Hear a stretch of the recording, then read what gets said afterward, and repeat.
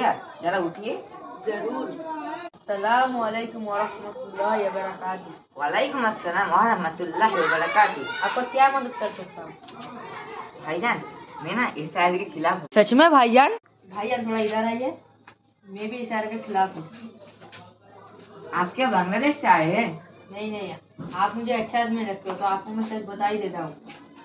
मैं असल में बांग्लादेश का रहने वाला हूँ। तो आपका नाम क्या है भाईजान? इंडिया के नजर में मेरा नाम है अमिताभ बच्चन और बांग्लादेश के नजर में मेरा नाम है Babar Azam.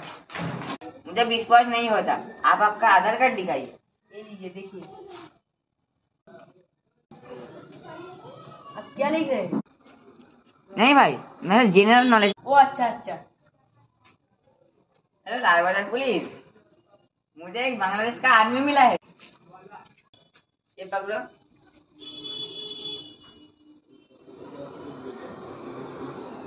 I am secret agent of SIR। चलो पुलिस थाने जाकर। छोड़ दो भाई, मुझे छोड़ दो। चलो उन्हें भी बांग्लादेश ले जाते हैं। भाई छोड़ दो, भाई छोड़ दो, भाई छोड़ दो मुझे भाई।